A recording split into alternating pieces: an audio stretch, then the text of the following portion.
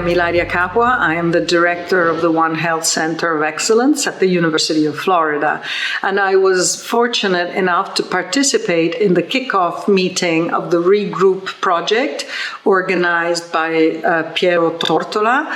And together with Josh Tucker of NYU, we addressed some of the issues around communication, conspiracy, science, and politics, and how the pandemic, which is certainly a transformational event, has created a change in the landscape of politics and of how certain scientific policies can be accepted or refuted by the political environment.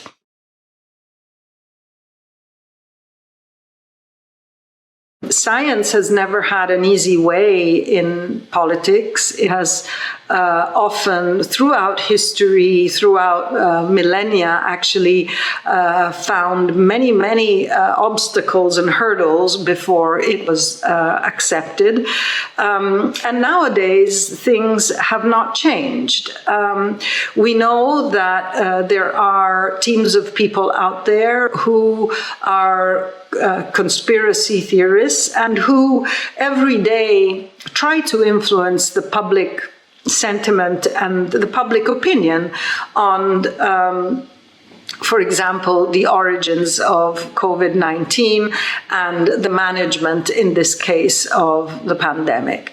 Now, we know that this type of behavior has always happened, and we need to make sure that we understand where they're coming from, because this is not going to go away, and we need to be smart enough to manage these attacks to, I would say, against science.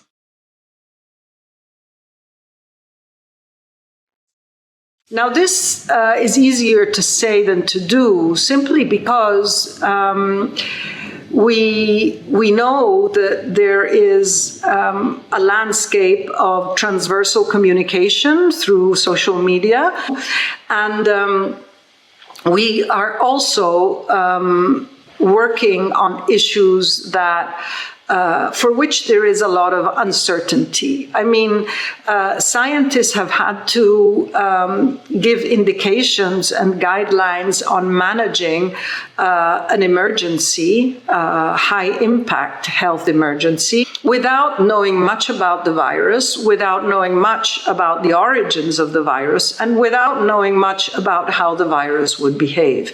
And therefore, it is clear that scientists, when they move in an uncertain terrain, can say things which are misinterpreted. Some scientists can also say things which are not correct. And this all adds up to create more and more uncertainty. But what I want to say to you is that science in itself holds a lot of uncertainty, because there are certain things that we know and that are consolidated, but there are certain things that we learn as we do them. And I think that the pandemic has been a very good example about this.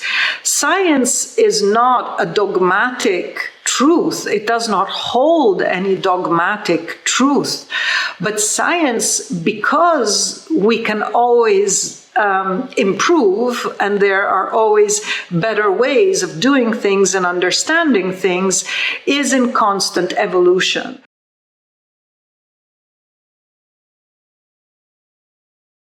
I think that the REGROUP project has a very important role in identifying guidelines to I would say, reduce polarization, make citizens aware of this problem of polarization of ideas and positions in the, let's say, social media sphere.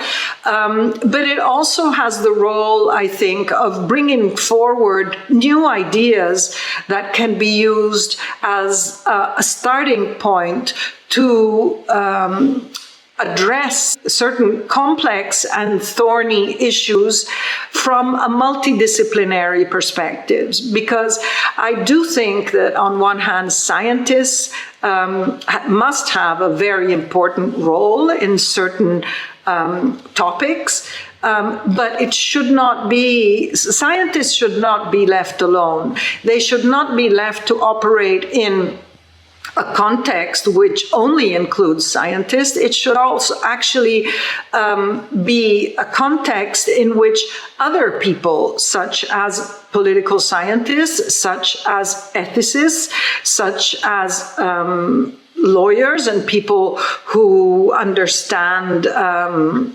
rights of individuals, of countries, of resources, should be involved in.